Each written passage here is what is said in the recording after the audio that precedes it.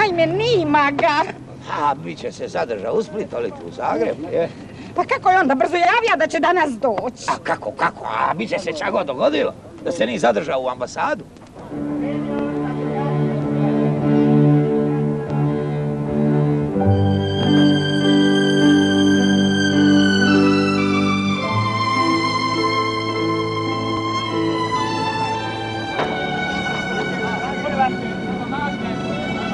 Kako je ovo rediko, majko moja?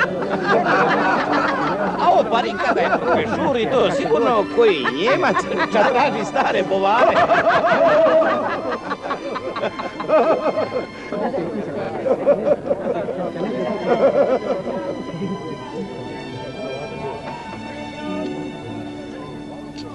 Vi ste, senjor, misni pošćer?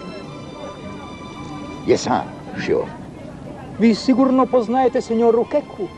Pokazat ćete mi ako je ovo od... Ovo je on. Vi ste senjora Keka. Ajme, Isusova, čočuvan ja? Pa ja sam Antonio, odnosno Tonči, vaš harni nečak. O, sveti moj Ante, i to mi je tvoj mirakl.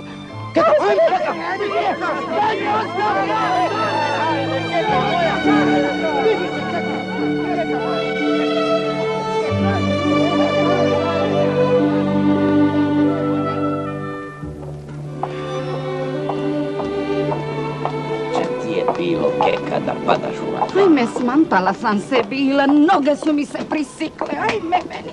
A ča ti se pari od njega, a? Moš nanj pine za kupit. A nije moja Keka rečeno, nikad se to ne zna, jel? Oli ne vidiš da je to pametan i učevan čovjek. Ko se ikad od naših vratija iz Amerike sa librom? Za mene je to veće čudo nego da je donio $1.000.000. I to još s makinom zapisat. Vi ste, znajte, će vas prekidam, treba bi otići podijelit poštu. Doviđenja. Živili. Vi ste, senjor, zemljoposjednik? A, ne, ja sam glumac. O, glumac, lipo. A zarad toga ima u našem malom mistu? Je, da. Glumija sam ja u ekipu Harry Pila, a vi ćete bome tamo čuli za nju. Onda ćemo lako naći zajednički jezik. I ja sam umjetnik, pisnik, poeta, privodilac. Već 3 godine prevodim Cervantesa. Komu daj?